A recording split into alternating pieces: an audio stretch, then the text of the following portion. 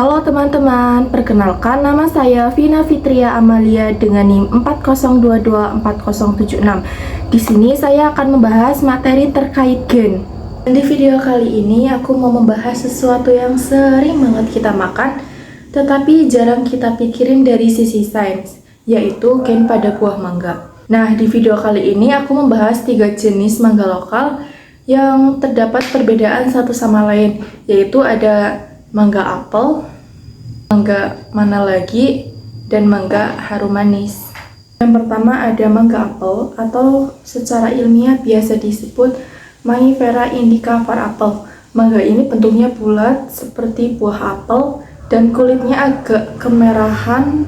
Warna ini muncul karena pigmen antosianin, yaitu hasil kerja gen DFR dan ANS yang aktif. Sementara warna kuning pada daging buahnya berasal dari karotenoid yang dikendalikan oleh gen PSY. Jadi, mangga apel mempunyai 2 kombinasi gen warna, yaitu warna merah yang dihasilkan oleh antosianin dan warna kuning yang dihasilkan oleh karotenoid. Yang kedua ada mangga mana lagi dengan nama ilmiah Mangifera indica var mana lagi. Warna dagingnya cenderung putih kekuningan dan rasanya yang super manis. Pada jenis ini, gen karotenoid seperti PSY dan LCYP aktif tetapi tidak sekuat pada mangga yang warnanya orange. Karena itu, pigmen warna kuningnya tampak lebih lembut, sementara rasa manisnya berasal dari gen yang mengatur metabolisme gula alami. Yang ketiga ada mangga harum manis dengan nama ilmiah Mangifera indica var harum manis. Mangga ini mempunyai aroma yang sangat kuat dan rasanya yang sangat segar. Warna dagingnya sendiri adalah kuning pucat yang disebabkan oleh gen karotenoidnya yang lemah tetapi gen TPS-nya sangat aktif. Gen ini menghasilkan senyawa terpenoid, yaitu zat alami yang menyebabkan aroma khas pada mangga harum manis. Jadi teman-teman, walaupun ketiganya berasal dari spesies yang sama, yaitu Mangifera indica, namun perbedaan warna, rasa, dan aroma muncul karena gen yang berbeda di tingkat aktivitasnya. Mangga apel unggul dalam warna, mangga mana lagi unggul dalam rasa, dan mangga harum manis unggul dalam aroma. Nah, selanjutnya akan ditampilkan tabel genetiknya. Nah, ini adalah tabel genetiknya. Oke, standby, kamera ready, sound ready, 3, 2, 1, action. Halo teman-teman, perkenalkan nama saya Meliani Yulia Hidayati dengan NIM 40224137. Hari ini kita akan membahas topik yang menarik tentang keanekaragaman hayati tingkat spesies. Keanekaragaman hayati tingkat spesies itu apa sih teman-teman? Nah, keanekaragaman hayati tingkat spesies adalah perbedaan atau variasi yang terjadi antar makhluk hidup dalam satu genus, tetapi berbeda spesies. Artinya, walaupun makhluk hidup tersebut terlihat mirip atau memiliki fungsi yang serupa, mereka sebenarnya berasal dari spesies yang berbeda loh. Oke. Nah, dalam contoh kita kali ini yang biasa kita jumpai tanamannya ada ubi jalar, singkong, dan talas. Ketiganya sama-sama termasuk kelompok umbi-umbian yang menyimpan cadangan makanan di dalam tanah, tetapi berasal dari spesies dan famili yang berbeda. Yuk kita lihat perbedaan dan ciri-ciri khas masing-masing spesiesnya. Yang pertama ada ubi jalar atau nama ilmiahnya Ipomoea batatas. Tanaman ini termasuk dalam famili Convolvulans. Umbinya memiliki warna yang bervariasi seperti warna ungu dan juga orange dan sebagainya, tergantung pada jenisnya. Kulit umbi halus dan mengandung karbohidrat tinggi serta beta-karoten. Ada beberapa jenis ubi jalar seperti ubi jalar ungu yang kaya akan antioksida, ubi jalar oranye tinggi vitamin A. Selanjutnya ada singkong atau Manihot esculenta dari famili Euphorbia. Singkong merupakan tanaman perdu dengan batang berkayu.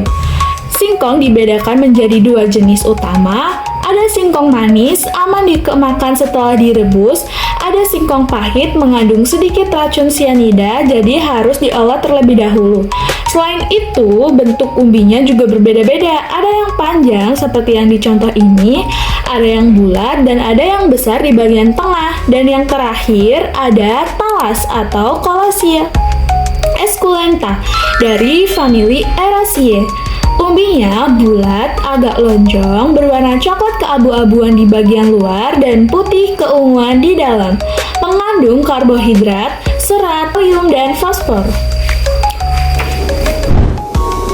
Nah, teman-teman, dari ketiga contoh tadi, kita bisa simpulkan bahwa ubi jalar, singkong, dan juga talas termasuk dalam keanekaragaman hayati tingkat spesies. Meskipun sama-sama tanaman umbi, ketiganya berasal dari famili dan spesies yang berbeda. Selain itu, di dalam masing-masing spesies juga ada perbedaan warna, bentuk, rasa, dan kandungan gizinya. Nah, itu dia penjelasan lengkap tentang keanekaragaman hayati tingkat spesies.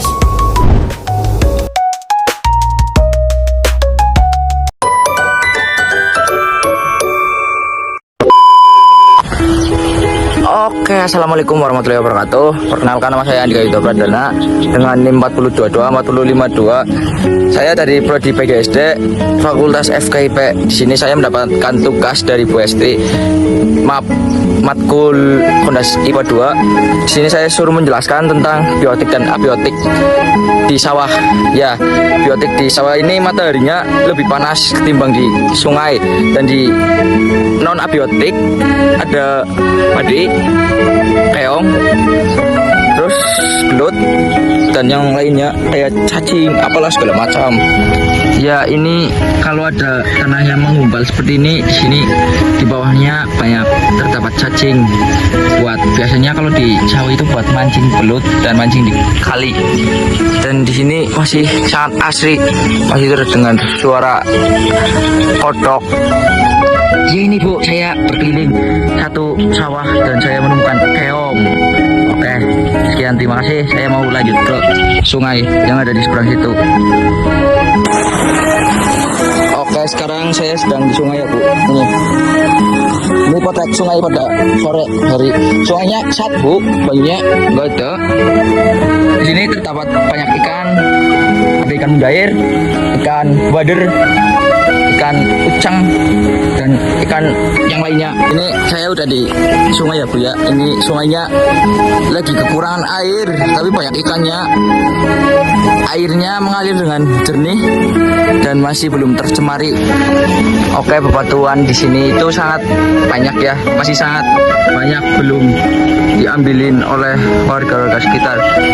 Oke Bu, setelah saya ada di sungai dan di sawah, saya sekarang akan ke pohon pisang, ke kebun pisang. Oke, sekarang saya yang terakhir ini ya Bu ya, capek banget sumpah.